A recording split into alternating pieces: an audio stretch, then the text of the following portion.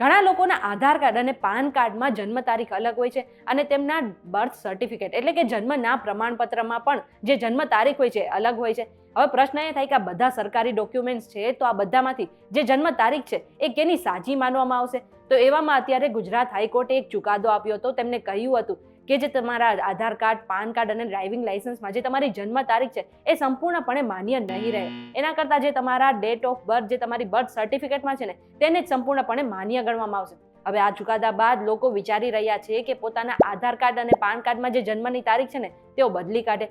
હવે તમે ઘરે બેઠા જે તમારા પાન કાર્ડ છે તેમાં જે તમારી જન્મ તારીખ છે તેને આરામથી બદલી શકો છો. સાથે જ આધાર કાર્ડમાં પણ તમે તમારી જે જન્મ તારીખ છે તેને કેવી રીતે બદલવી એ જાણવા માટે આ વિડીયો આખો જોઈ લેજો.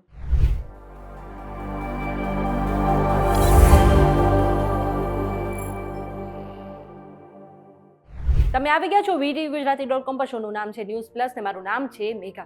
હવે તમારા પાન કાર્ડમાં જે તમારી જન્મ તારીખ છે તેને ઘરે બેઠા તમારે કેવી રીતે ચેન્જ કરવી એ જાણતા પહેલા એક કામ કરો કે પ્લે સ્ટોર પર જઈને તમે અમારી એપ્લિકેશન ડાઉનલોડ કરી લો.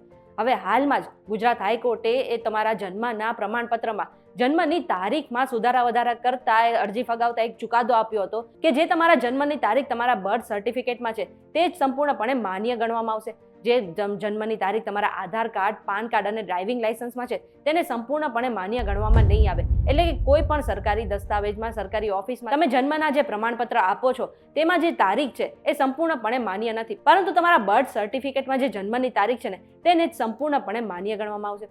હવે આ ચુકાદા પછી લોકો વિચારી રહ્યા છે કે તેમના પાન કાર્ડ અને આધાર કાર્ડમાં જે તેમની ડેટ ઓફ બર્થ છે તેને પોતાના બર્થ સર્ટિફિકેટ પ્રમાણે ચેન્જ કરી નાખીએ. એવામાં જે તમારા પાન કાર્ડમાં ડેટ ઓફ બર્થ છે એટલે કે તમારા જન્મની તારીખ છે એ ઘરે બેઠા તમે ચેન્જ કરી શકો છો. હવે આ માટે હું તમને થોડા પ્રોસેસ કહીશ, થોડા સ્ટેપ્સ કહીશ, એ તમારે ફોલો કરવાનું રહેશે. સૌથી પહેલા તમે ગૂગલ ખોલો, ઓનલાઈન સર્વિસ NSDL સર્ચ કરો. એટલે આ માટે તમારે પાન કાર્ડની સત્તાવાર વેબસાઇટ જે તમને સ્ક્રીન પર દેખાય છે તેના પર તમારે ક્લિક કરવાનું છે.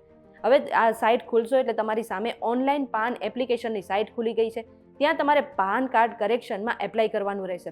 હવે નીચે તમને apply online and continue with એપ્લિકેશનનો ઓપ્શન દેખાશે, જેમાંથી તમારે એપ્લાય ઓનલાઈન પર ક્લિક કરવાનું છે.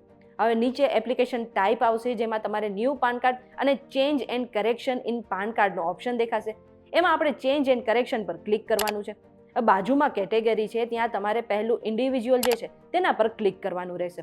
હવે નીચે એપ્લિકેશન ઇન્ફોર્મેશનમાં તમારી જેટલી પણ માહિતી તમને એડ કરવાનું કહે છે ને, જેમ કે તમારું નામ, સરનામું, પિતાનું નામ અથવા તો પતિનું નામ અને ડેટ ઓફ બર્થ અને ઈમેલ આઈડી અને તમારો જે મોબાઈલ નંબર છે તે એડ કરી દો અને નીચે સબમિટ પર ક્લિક કરી દો. એકવાર રિક્વેસ્ટ તમારી રજીસ્ટર થઈ ગયા બાદ તમારી ઈમેલ આઈડી પર તમને એક ટોકન નંબર આપવામાં આવશે. સાથે તમને સ્ક્રીન પર પણ એ ટોકન નંબર જોવાનું મળશે. હવે continue with PAN application form પર તમારે ક્લિક કરવાનું છે એટલે એક નવું પેજ તમારી સામે ખુલી જશે. હવે આ પેજ પર પહેલા તો તમને 3 ઓપ્શન દેખાશે. પહેલું છે submit digitally through eKYC and e-sign paperless. બીજું છે submit scan images through e-sign and forward application documents physically. આવા 3 ઓપ્શન છે તેમાંથી તમારે પહેલો ઓપ્શન જે છે એ પસંદ કરવાનો રહેશે. હવે થોડું નીચે સ્ક્રોલ કરશો એટલે એ જ પેજ પર તમને અપડેટ કરેલા પાન કાર્ડની ફિઝિકલ કોપી જોઈએ છીએ કે નહીં તેના પર ક્લિક કરવાનું રહેશે. અને જો તમે યસ પર ક્લિક કરો છો તો જે નોમિનલ ચાર્જ છે એ તમારે ભરવાનો રહેશે. હવે પાછું થોડું નીચે સ્ક્રોલ કરો અને છેલ્લે તમારે આધાર નંબરના જે છેલ્લા 4 આંકડા છે ને તેને એડ કરવાના રહેશે. આ એડ કર્યા બાદ ફરી નીચે સ્ક્રોલ કરો અને જે જરૂરી વિગતો છે તેને અપડેટ કરી લો અને જે સુધારા અથવા તો અપડેટની જરૂર છે તેના સંબંધિત જેટલા પણ બોક્સ છે તેને ટીક કરીને નેક્સ્ટ પર ક્લિક કરી દો. આટલું કરશો એટલે એક નવું પેજ ખુલશે જ્યાં તમારે નવું સરનામું અથવા તો અપડેટ કરેલા મોબાઈલ નંબર અથવા તો ઈમેલ એડ કરીને નેક્સ્ટ પર ક્લિક કરવાનું છે. આટલું કરશો એટલે પછી તમે જેટલી પણ માહિતી એડ કરી છે એના મુજબ તમારે જે ડોક્યુમેન્ટ છે એટલે કે પાન કાર્ડની કોપી અપલોડ કરવાની છે અને પાન કાર્ડમાં જેટલા પણ ચેન્જીસ કરવાના છે એટલે કે જો તમારે તમારી જન્મ તારીખ બદલવાની છે તો તમારે બર્થ સર્ટિફિકેટની કોપી અપલોડ કરવાની રહેશે.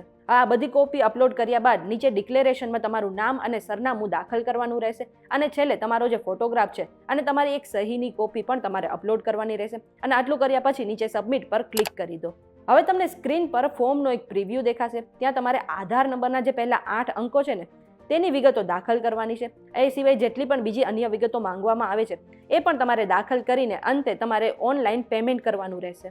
બસ હવે આટલી પ્રોસેસ ફોલો કરશો ને એટલે તમે ઘરે બેઠા આરામથી પાન કાર્ડમાં જે તમારી જન્મ તારીખ છે તેને ચેન્જ કરી શકો છો. અને આ ખાસ ધ્યાન રાખજો કે જો તમારે આધાર કાર્ડમાં તમારી જન્મ તારીખ ચેન્જ કરવી છે તો એની કોઈ પણ ઓનલાઈન પ્રોસેસ નથી. આ માટે તમારે નજીકના આધાર સેવા કેન્દ્ર પર જઈને જ તમારા આધાર કાર્ડમાં તમારી જન્મ તારીખ બદલવાની રહેશે. આ ઇન્ફોર્મેશન તમને કેવી લાગી કમેન્ટ કરીને જરૂરથી જણાવી દેજો અને આવા જ ઇન્ફોર્મેટિવ વિડીયોઝ માટે અમારી ચેનલ VTV Gujarati.com સાથે જોડાયેલા રહેજો.